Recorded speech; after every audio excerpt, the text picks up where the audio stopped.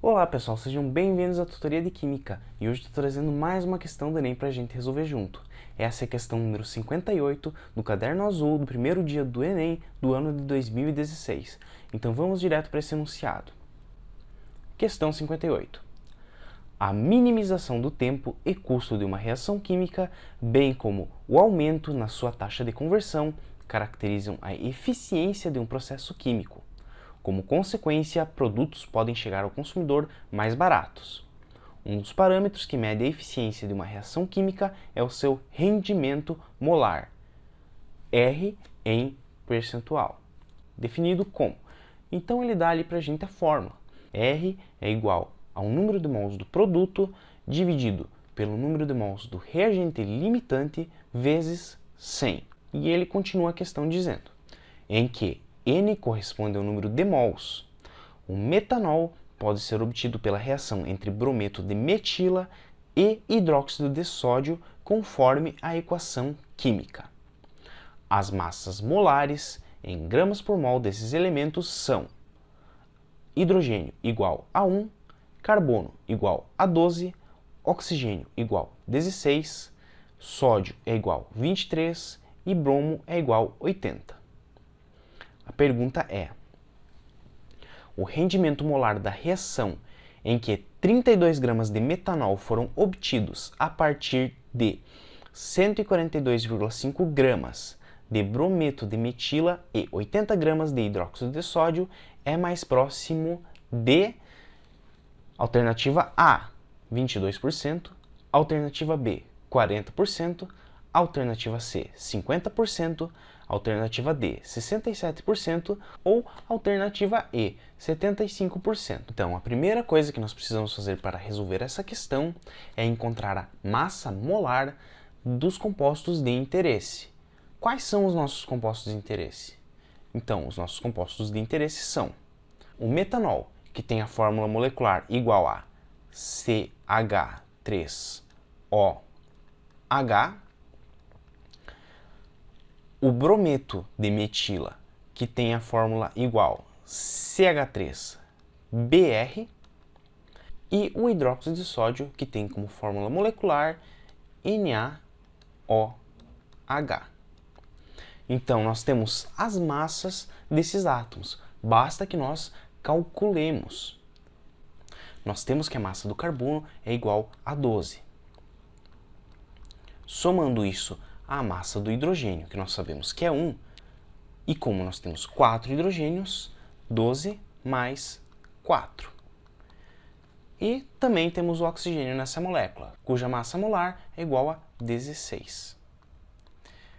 Então, basta que nós somemos estes números para encontrar a massa molar do metanol.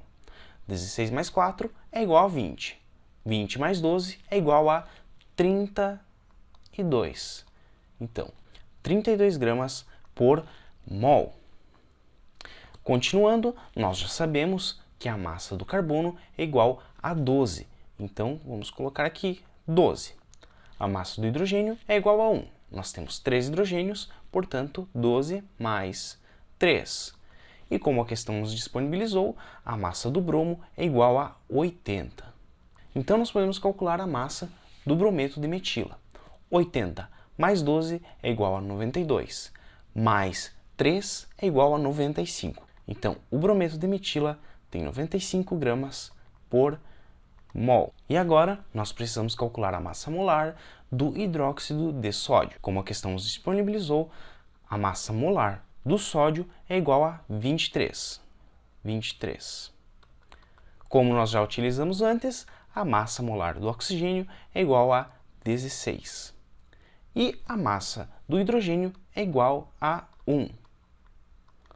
Somando tudo isso, nós teremos que 23 mais 1 é igual a 24. 24 mais 16 é igual a 40. Então, a massa molar do hidróxido de sódio é igual a 40 gramas por mol. Após isso, vamos voltar a olhar para o enunciado dessa questão e ver quantas gramas de cada um dos compostos nós utilizamos. Então, olhando aqui no enunciado, nós temos que 32 gramas de metanol foram produzidos. e a massa molar do metanol é igual a 32 gramas. Portanto, 1 mol de metanol foi produzido. Metanol. Foram obtidos a partir de 142,5 gramas de brometo de metila. Então, para não complicarmos com esse cálculo, vamos usar a calculadora. Mas, que cálculo nós precisamos fazer?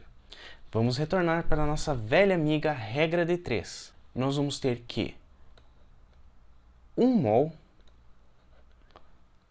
possui 95 gramas. E nós precisamos descobrir quantos mols existem em 142,5 gramas do brometo de metila. Então vamos colocar aqui em cima CH3Br.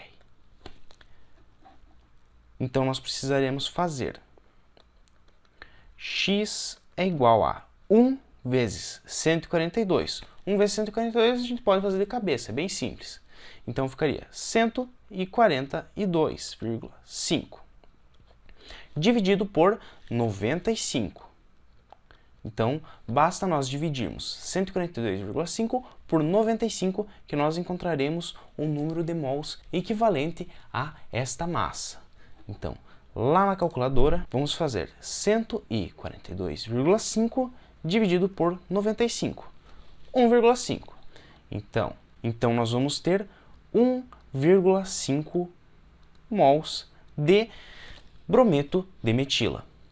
Agora nós precisamos descobrir quantos mols do NaOH nós utilizamos. Então vamos fazer este mesmo cálculo para o NaOH. Nós vamos ter que 1 mol de NaOH tem uma massa igual a 40 gramas.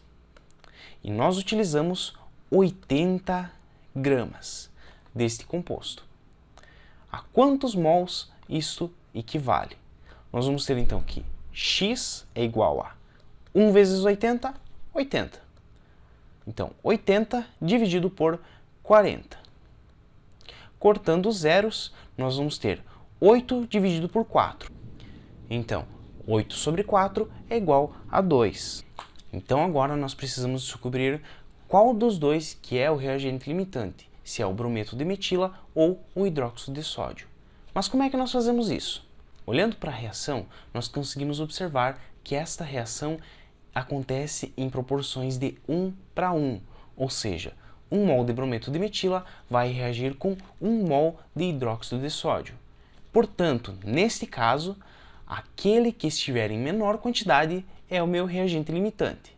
Então, nesse caso, o meu reagente limitante é o brometo de metila, pois, enquanto o hidróxido de sódio nós possuímos 2 mols dele no meio, no brometo de metila nós possuímos somente 1,5 mol neste meio reacional.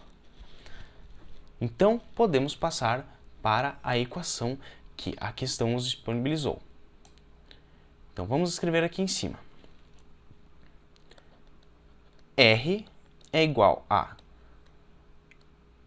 número de mols do produto dividido pelo número de mols do reagente limitante vezes 100.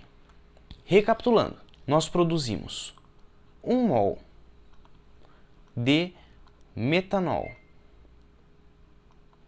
e nós utilizamos 1,5 mols de brometo de metila.